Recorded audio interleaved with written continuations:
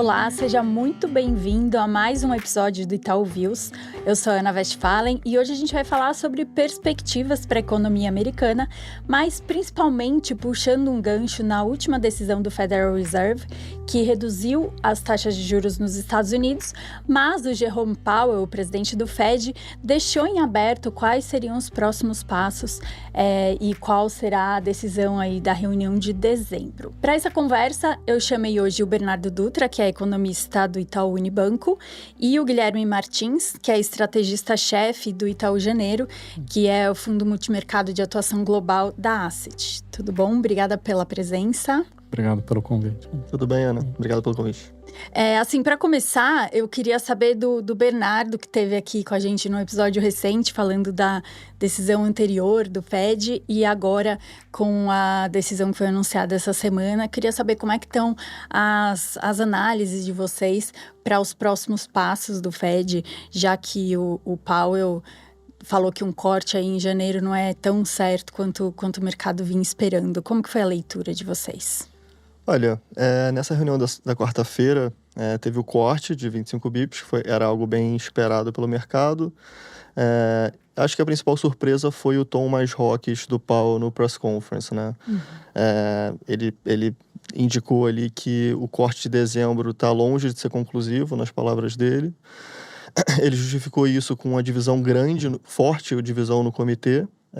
E também, uma coisa que eu acho que é relevante citar, ele falou que no shutdown, ele fez uma metáfora que o shutdown é um carro entrando na neblina, então quando você está entrando numa neblina, você tem que desacelerar, né? Então, o que ele indicou com isso é que com o shutdown se prolongando por muito tempo, a gente fica sem dados oficiais do governo durante esse período, e aí você está numa neblina, então o Fed teria que desacelerar. Então teria que parar de cortar se esse shutdown dura mais tempo, né? Isso, de certa forma, não é tão óbvio, digamos assim, porque você tem uma noção que o shutdown ele é um pouco negativo para a economia, quando ele se prolonga por muito tempo, ele é negativo para a atividade, para o mercado de trabalho, então você imagina que o Fed poderia continuar cortando se o shutdown, mesmo que o shutdown continuasse por mais tempo, né? Então, ele deu esse game plan, eu acho que as duas coisas foram um pouco mais hawkish do que o esperado, principalmente a primeira parte, ter botado dezembro em cima do muro, né? De ter dado essa dúvida de fato para dezembro, né? Essa divisão do comitê é algo que já existe há algum tempo, mas eu acho que o que a gente pode interpretar dessa reunião é que essa ala mais rock do Fed, que são alguns membros, não necessariamente o Powell incluso, acho que o Powell nem está incluso nesse grupo, mas alguns membros que ficaram mais vocais conforme o Fed foi seguindo o ciclo de corte. Então, eles já não estavam muito confortáveis com a sequência de cortes a algumas reuniões, pelo que a própria projeção deles indicava. E aí, quando você vai tendo essa sequência dos cortes, eles ficam mais incomodados um pouco, eles querem talvez influenciar as próximas decisões. Pode ser mais dezembro, pode ser mais janeiro, as decisões do ano que vem, mas acho que essa ala ficou mais vocal e o Powell teve que mostrar isso no press conference, né? Essa divisão do Fed, que agora enfim, eu acho que não é que essa divisão aumentou. Acho que até que tem um pouco de comunicação errática do Fed nas últimas reuniões, mas essa ala foi focal e o Fed e o Powell teve que mostrar isso, tá? Acho que uma coisa técnica da reunião é que teve o encerramento do QT, a redução do balanço, né? Isso era algo que também não foi uma surpresa, era algo que já era esperado e o Fed confirmou isso na reunião. Então, acho que chamou mais atenção esse tom do Powell. O statement, o comunicado da decisão, eu acho que também não trouxe muita mudança. O que eu ressaltaria é que o Fed não fez grandes mudanças no cenário econômico, né, do statement, né?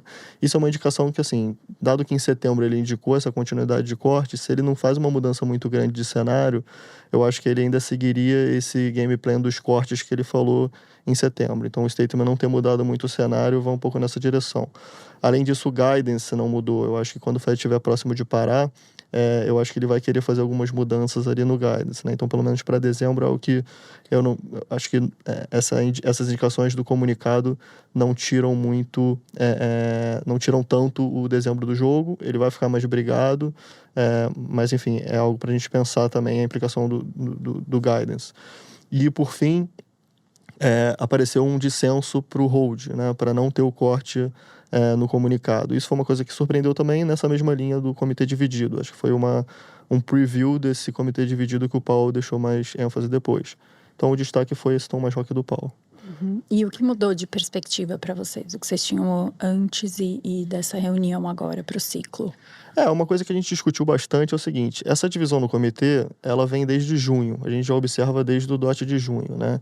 Então, assim, não é algo que é uma surpresa grande para a gente saber que essa divisão existe, né? A gente pode lembrar que na reunião de junho foi uma divisão 10-9 para a sequência de cortes. Já tinha um grupo grande ali, se não me engano, de 7 membros em junho, antes de começar o ciclo, que não queria cortar no ano.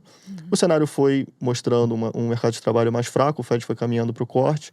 E aí, no DOT de setembro, você também viu essa divisão grande, né? Era um DOT 10-9 também para a sequência de corte. Tinha um grupo grande também que não queria mais cortar nessa reunião. Então, o que está acontecendo?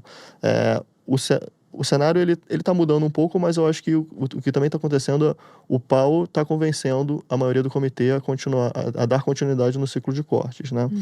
Qual a implicação disso para frente, né? O quanto que essa aula vocal vai ganhar força para você conseguir encerrar o ciclo, essa ala mais rock ter uma voz maior, né? A gente continua esperando, no nosso cenário base, esse corte de dezembro.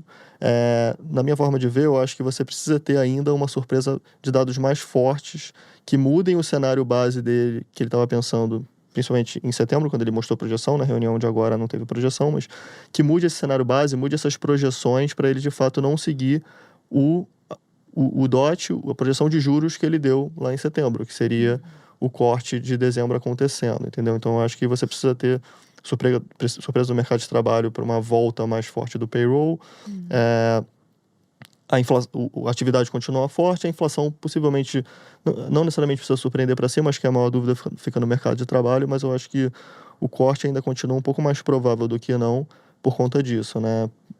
Porque a gente espera dos dados, a gente espera que os dados sejam um pouco distorcidos por conta do shutdown, então não vai deixar muita clareza que esse mercado de trabalho está voltando muito forte ainda, acho que é algo mais para o ano que vem, e essa função de reação do Fed que ele mostrou em setembro, que eu acho que é para a gente pensar ainda, tá? Assim, eu acho que, de fato, o que o Powell apresentou é relevante, a gente precisa levar em conta, e eu acho que coloca em risco as reuniões, principalmente a partir de dezembro, né? A gente tem no nosso cenário base esse corte em janeiro, mas eu acho que fica bem em cima do muro, acho que perdeu chance, né? Então, os cortes ano que vem eu acho que ficam mais brigados, ficam mais divididos, e essa ala rock, ela vai ter mais voz, tá? A gente espera um mercado de trabalho que volte, a gente tem um cenário de atividade forte nos Estados Unidos, uma inflação persistente, o Fed tem dificuldade de cortar ano que vem, então ele encerra o ciclo acima da neutra, né? E fazendo o disclaimer que o shutdown durar mais tempo vai colocar essa decisão de dezembro também em risco pelo game plan que o Powell colocou. Se a gente tem um shutdown que dura a partir da segunda metade de novembro, isso vai implicar que você não tem os dados ali já em dezembro e você não consegue ver a volta das distorções e tudo mais. Essa reunião de dezembro vai ficar em xeque por conta disso, né? Não é um cenário base, acho que a expectativa é que o shutdown termine no começo de novembro, mas é algo que você tem que colocar em consideração na equação também. Legal, queria saber a opinião do Guilherme agora, foi a leitura também que você fez, e queria falar também um pouquinho de economia americana, como que vocês estão vendo. Não, acho que no geral bem parecida com o Bernardo, tá? Acho que o principal realmente foi a divisão, né? Acho que a opinião no tom mais rock da press conference não é necessariamente do Powell, mas é dar espaço aí para a visão dos rocks, né? E aí acho que só completar porque eu acho que aumentou isso, né? Aumentou porque apesar de estar tendo poucos dados, os dados que estão saindo estão mostrando que não tem ocorrido nada de muito ruim na economia americana, né? Então, alguns poucos dados alternativos de mercado de trabalho, o claims que o Powell cita, ele não subiu, né? Que seria os pedidos de desemprego. Então, mostra que o mercado de trabalho não está piorando, né? Além do último dado que você teve ali de agosto. Também tem um dado da ADP que foi divulgado na véspera da reunião, que mostrou uma melhora em outubro outubro contra setembro. Então, acho que tem alguns dados aí da economia americana que estão mostrando que a economia não está piorando, ela não está continuando aquela desaceleração que estava até a reunião de setembro, quando acho que o Fed reagiu um pouquinho mais forte ali. Isso diminui um pouco a necessidade de insurance cuts, né? Até você vê algum dos membros que estavam mais nessa defesa de corte, que era o Waller, antes da reunião, já falando que estava um pouquinho mais na dúvida, né? Então isso acaba, se os dados vão um pouquinho na direção de menos necessidade de insurance cut, acho que os ROCs ganharam um pouco mais de achar que eles estão certos, aí ficaram um pouquinho mais vocal, apareceu o voto dissidente do Schmidt ali, tá? Então isso, assim, para o cenário, acho que tem esses efeitos já.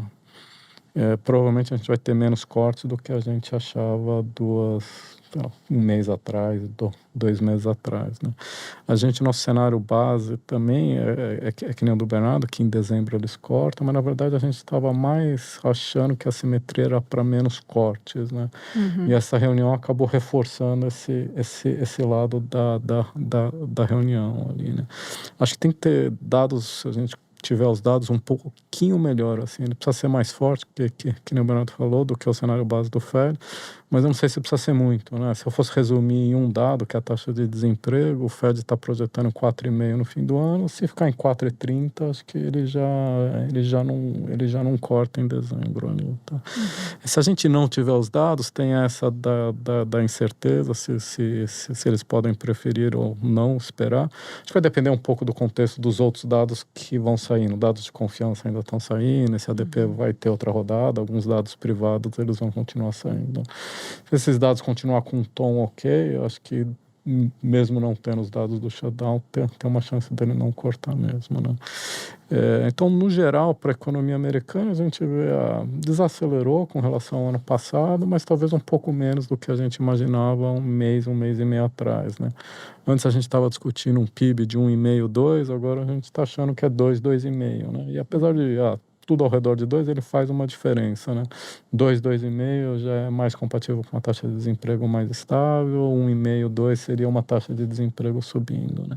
Então, acho que tem uma desaceleração da força de trabalho, tem um pouquinho de demanda mais fraca, mas 2, 2,5 ainda é uma economia bastante saudável. Eu acho que é por isso que esse tom ficou um pouco diferente nessa reunião, né? Ou ficou bem diferente aí com um tom mais rock ali, né? Então, de novo, uma economia 2, 2,5 com inflação não muito alta, mas ainda a gente está falando de inflação 3, né? Acho que a tarifa teve menos efeito que todo mundo imaginava, mas ainda estamos falando de uma inflação 3, né? Então, nesse contexto, acho que essa chance de não dar dezembro, ela subiu bastante, tá? Acho que a reunião mais ratificou essa chance do que introduziu essa chance, né? A gente achava que estava indo nessa direção, e a reunião ontem acabou confirmando que é isso mesmo, né? Que é isso mesmo. Em termos de posições do fundo, como que vocês estão transformando essa tese aí em posições? Então, a gente estava um pouco para esse lado da simetria ser hawkish, né? Então, nos Estados Unidos em si, a gente está tomado em juros, né? Tem bastante debate no time. Eu até estava com um pouco mais de confiança de cortar em dezembro, mas reconhecendo que a simetria era para o lado de menos cortes, não de mais cortes, né? O mercado estava precificando quase 50 basis points de corte até dezembro, né? Teve algum episódio de banco que o mercado começou de novo a cogitar cortes acima de 25 basis points numa reunião, né? Então, essa parte a gente concordava bastante no time lá, que a simetria era para menos cortes, então a gente está posicionado para isso e continuamos, né? Ontem vamos manter essa posição, né? Esperar um pouco os próximos dados, aí a gente vê o que ajusta, mas hoje em si a gente tá posicionado para esse lado, né? No caso de juros especificamente. Isso daí é uma coisa que a gente acha que importa para o cenário, mas não é que muda totalmente o cenário global, né? O Fed ainda vai ter entrega esses 2 cortes, se não entregar dezembro, acho que tem uma vol para cima de juros ali, mas não é que é uma mudança grande, tão grande do cenário, assim, de outras posições que a gente tem ali. Então. Aí um pouco falando de outras posições, né? A gente vê, no geral, o cenário como positivo, né? Discussões lá fora importantes, apesar do Fed ser sempre uma discussão importante, na verdade, a discussão mais importante hoje é o ciclo de AI, né? Essa que está dominando a discussão na Bolsa, em diversos ativos, né? Acho que economistas por muito tempo viam AI como não tendo impacto macroeconômico, né? Em algum momento vai ter impacto em produtividade, mas isso é mais para frente. Acho que nos últimos meses todo mundo entendeu que tem um impacto importante, né? Tá trazendo muito investimento para a economia americana, mas para outra economia. Já está afetando o mercado de trabalho. Um pouco esse ritmo de menor contratação nos Estados Unidos é um pouco por isso, né? Então a gente acha que isso tem implicações bastante importantes, né? Então, em bolsa, assim, a gente continua otimista com o ciclo de AI, né? Você tem que ir escolhendo os nomes certos, ver o estágio do ciclo. Tem uma discussão grande se é bolha, se não é bolha. A gente, no geral, acha que pode ter um outro pocket ali de bolha, de entusiasmo, mas no geral a gente acha que a história ela tá lá, né? Então, o fundo como um todo, assim, a gente é um fundo mais macro, mais renda fixa, FX, mas pro volume que a gente costuma de ter de equity, até que a gente tá com uma posição razoável ali. Então, e aí pro Fed, assim, a gente acha que está tomado, mas a gente não acha que muda tanto o ambiente do dólar, né? Pode ser que o dólar fique um pouco mais neutro, mas a gente não acha que vira um dólar forte, né? Então, assim, talvez contra moedas majors, o Yen, o BOJ um pouco mais dovish, ou não subiu os juros essa noite e sinaliza um pouco que não é óbvio que vai subir na seguinte. Zona do euro, que também já parou o seu ciclo de corte de juros, mas está com juros mais próximo de 2 ali. Então, talvez contra essas majors, o ganho a perda que o dólar estava tendo deu uma parada ali. Então. Mas moedas de carry ainda continuam se beneficiando, né? De novo, o Fed cortou 2 vezes, então os juros nos Estados Unidos está abaixo de 4, né? Então moedas de carry continuam se beneficiando. Né? Então alguns carry trades, o BRL é um deles, a gente continua posicionando. Né? E outra história, dado que o dólar não volta a ser forte, isso daí ajuda a inflação em alguns países, né? Então, o caso do Brasil, de novo, é um caso que ajudou a expectativa de inflação e a trajetória de inflação esse ano. Então, a gente não vê uma reversão do dólar global, a gente acha que ainda tem um caso de corte de juros no Brasil começando no primeiro trimestre ali. Então, em outros países, assim, a gente está tomado nos Estados Unidos, mas em alguns lugares a gente ainda vê alguns bancos centrais que tem que chegar mais próximo do neutro, né? Esse é o caso da Inglaterra, né? Então a gente está aplicado lá, e em emergente, além do Brasil que a gente está aplicado, no México a gente continua aplicado também. Então, o que mudaria esse cenário é se realmente você virar para um mundo de dólar forte ou tiver algum choque inflacionário novo, né?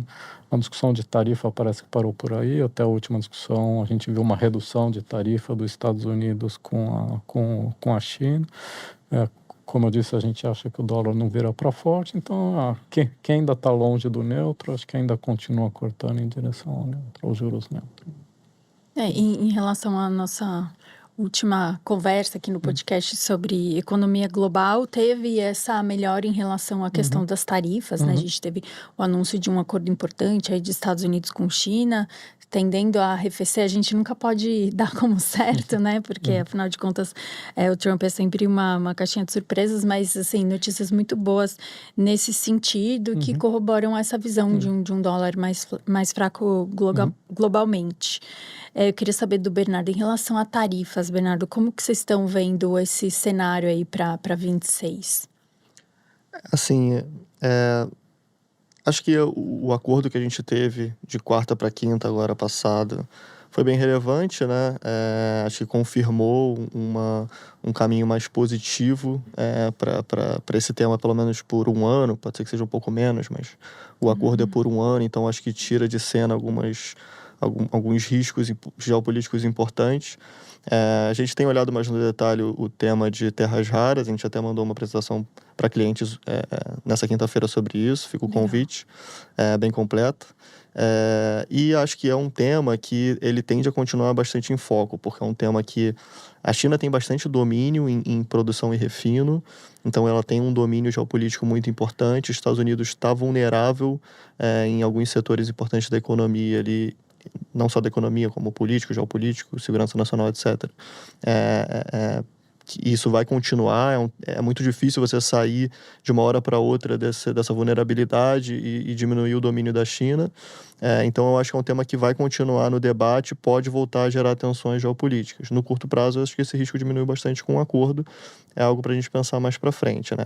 A tarifa está dentro disso, né? A tarifa é um instrumento do Trump para contrapor a China. Então, eu acho que esse risco sai um pouco de cena. Eu acho que é difícil falar isso porque toda hora vem uma notícia nova, inclusive foi o tema da nossa última conversa, que a gente estava mais tranquilo com tarifa e veio uma ameaça nova, né? Mas, enfim, acho que tende a ter menos vol, menos incerteza por conta de tarifa por um tempo. A gente ganhou um pouco de paz aí, os economistas, por um tempinho, tá? A implicação disso para o dólar, eu acho que acho que estava sendo visto como uma força um pouco baixista para o dólar, e eu acho que casa um pouco com a ideia que tem muito menos discussão no mercado de apostar na continuidade do dólar fraco. Acho que tem muita discussão ainda aberta no geopolítico como um todo, ainda vai continuar o conflito, ainda sinto um pouco de discussão negativa em torno do institucional dos Estados Unidos, ainda pode ter notícia da independência do Fed, da decisão da Suprema Corte sobre as tarifas, pode ser algo que pode voltar de tarifas, etc. Mas eu acho que o cenário da atividade americana é positivo. O Fed parando acima da neutra, que é um cenário que a gente compartilhou aqui, e esses riscos saindo um pouco no curto prazo, já foi suficiente para o dólar dar uma estabilizada e poder voltar até uma possível discussão de dólar um pouco mais forte. Uhum. Legal. Sobre isso, você participou recentemente do último encontro da FMI. O que teve de discussão nesse sentido? O que foi mais tema aí das conversas lá? O principal destaque que a gente deu nos nossos takeaways, né, do pessoal do Itaú, é que o geopolítico era o principal foco. Então, essa relação dos Estados Unidos e China, eu acho que foi a principal discussão. O tom era razoavelmente negativo, porque estava muito em debate em terras raras. Acho que o americano entendendo o quão vulnerável ele estava, e lá foi muito esse tema de discussão, né? Minerais críticos e terras raras. Então, acho que esse foi um dos principais destaques. Agora, como eu falei, a gente tira um pouco esse risco, mas eu acho que é um debate que vai continuar para frente. AI foi um tema de muita discussão, como o Guilherme comentou, acho que é algo perceptível que já está afetando a economia americana, principalmente, que é um dos principais beneficiadores do AI. Tem implicações geopolíticas também, dos semicondutores dos Estados Unidos e China. E explica um pouco até daquele decoupling que a gente comentou no último episódio sobre PIB e mercado de trabalho, né? Que é uma dúvida para frente que eu acho que o AI explica bastante esse decoupling. A independência do Fed, como eu comentei também, foi uma coisa bastante comentada lá, como um risco institucional para os Estados Unidos, que deve continuar em foco pelo menos até a decisão da Suprema Corte, e a substituição do Powell também está inserido nisso. E eu acho que a discussão do dólar como um todo, né? A mesma coisa que eu falei, eu acho que a conclusão que eu falei, eu acho que eu tiro bastante das conversas lá no FMI, que é menos apetite para continuar apostando na tendência de dólar fraco. Mesmo que o view ainda fosse um pouco bear nesse sentido de geopolítico global, o institucional US ainda poder ter risco para baixo, etc. Eu acho que a dominância do dólar continua sendo questionada e tudo mais, mas você tem menos apetite, pelo menos no curto prazo, dos investidores de apostar nessa continuidade da tendência de dólar fraco, né? E essa discussão de economia que a gente comentou influencia também. Legal. Queria falar um pouquinho, olhando para 26, né, de riscos que o investidor tem que ficar de olho. Bernardo, você falou um pouco do processo de sucessão no board do Fed. Guilherme também apontou para algo interessante. Você deu o nome de pockets de exuberância, né, na carta do fundo. Queria entender um pouquinho melhor esses riscos que a gente tem no radar. Pode começar, Guilherme. Não, acho que, assim, Você vê alguns momentos, por exemplo, um exemplo que a gente deu, a participação de investidores de varejo em bolsa, né?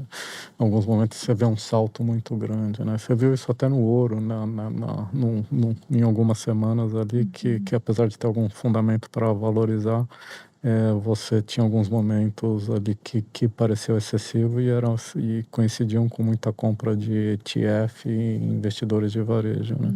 Então você sempre precisa ficar de olho para ver se o valuation não está exagerado, né? Acho que diferente da época da internet ali, que você via claramente que os valuations estavam altos, aqui o que está acontecendo é mais que a receita, os earnings das empresas estão subindo muito rápido, né? Então é mais será que não estão exagerando nos investimentos e você descobre que aqueles investimentos não dão um retorno tão grande, né? A gente está achando que não, tá?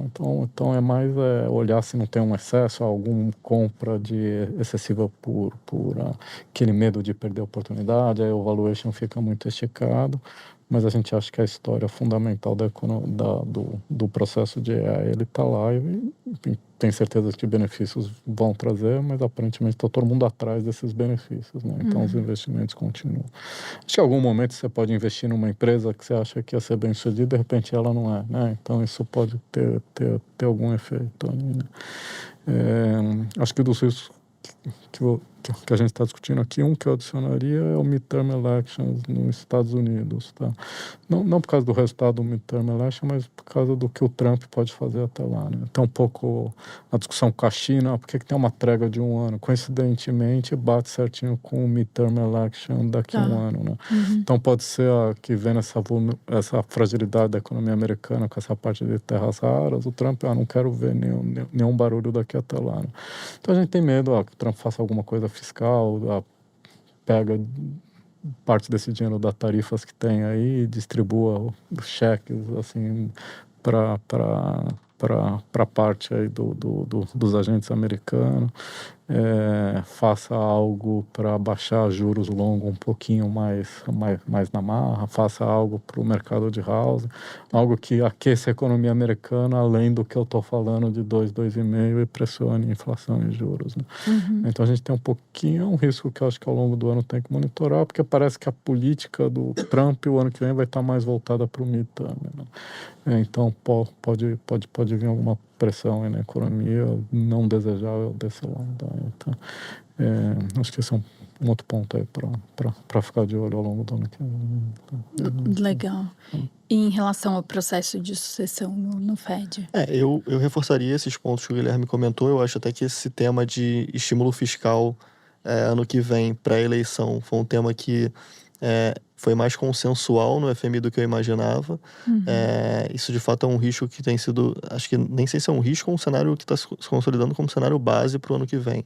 Não necessariamente cheques como ou transferência direta no estímulo fiscal, mas pelo menos um apoio ao setor de housing, como o Guilherme comentou, alguma coisa pontual.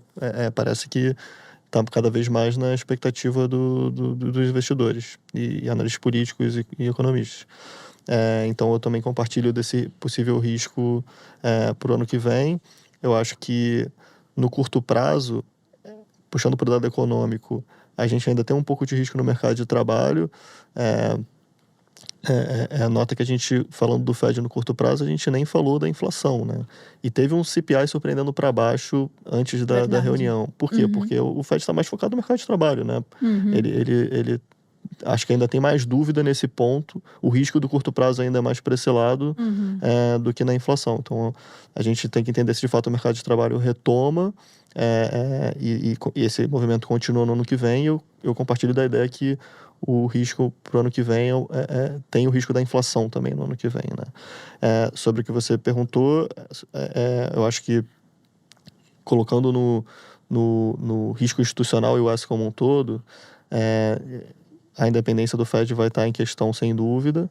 Eu acho que, pelo que tem sido comentado, os nomes finais vão ser apresentados pelo Bessent ali ao redor do Natal. Então o Trump deve tomar uma decisão sobre a sucessão do Powell no começo do ano que vem. E tem essa decisão da Suprema Corte sobre a Lisa Cook. Então, dependendo da combinação desses eventos, se o Trump nomeia um nome ali que pode ser pode colocar em risco pode colocar em xeque essa independência do Fed, um nome que sofra mais influência política, como o Kevin Hassett, e se ao mesmo tempo a Lisa Cook é derrubada pela Suprema Corte, o Trump ganha uma carta branca para nomear uma maioria no board, etc., esse risco institucional volta à tona, eu acho que é relevante para o ano que vem. Eu acho que também, dentro desse risco institucional, tem essa decisão da Suprema Corte das tarifas do IEPA, que eu acho que também é importante, porque a gente não sabe exatamente como que o Trump vai responder a isso e como que ele vai reconstruir o tariff wall, né? Se pode ter ataques à Suprema Corte por conta disso, etc. Então, eu acho que tudo isso entra nesse risco institucional que eu acho que é relevante para virada de ano e ano que vem. Legal, vai ser uma virada de ano agitada, né? Não basta só analisar a economia, até o tema de inflação que você chama a atenção, né? É algo que a gente até esquece de falar diante de tantas coisas importantes que estão na mesa e predominância. Isso porque a gente não falou de eleição Brasil, tá? Não, hoje a gente combinou de falar só de internacional, porque senão as pessoas não vão aguentar ouvir 1h30 de episódio. Mas legal. Eu queria aproveitar, a gente tem pedido para os convidados do podcast para darem alguma dica cultural relacionada ao tema. E hoje o tema, bem tranquilo, né? Entender a economia americana melhor. O que vocês têm de sugestão aí de livro, de filme, de série? Não, eu vou até fazer a propaganda do nosso último Microvision, do Itaú, legal. Que a gente teve como convidado o Rogoff. Acho que o livro dele, Our Dollar, Your Problem, é um livro bem atual para o que tem acontecido na discussão do dólar nos Estados Unidos, né? Esse questionamento da exuberância do dólar, do privilégio que os Estados Unidos teve durante muito tempo como reserva de valor, que está sendo questionado agora. Esse livro coloca isso em xeque. Vou recomendar também um livro que me ajudou muito a entender um pouco mais o processo eleitoral dos Estados Unidos da eleição do ano passado, mas que eu acho que vai continuar sendo atual permanentemente. O livro se chama Why We Are Polarized, né? Porque a gente está polarizado. É um livro do Ezra Klein, que é um jornalista do New York Times. É um livro excelente, que fala sobre essa polarização política dos Estados Unidos como um todo. Acho que vai continuar, midterm elections, próxima eleição de 2028, e também dá para você fazer o paralelo com o Brasil, que eu acho que tem um espectro de polarização parecido com os Estados Unidos, né? Filme... Tem um filme... Eu não vejo muito filme sobre economia, eu não gosto muito, mas... Por favor, né, Bernardo? Um filme que me chamou a atenção, já antigo, porque tem muito tempo que eu não vejo filme de economia, mas que eu acho que foi bem relevante, bem interessante para discussões de mercado de trabalho nos Estados Unidos, foi o Indústria Americana, se não me engano, American Factory. É um documentário que fala sobre, acho que é pré-pandemia, né?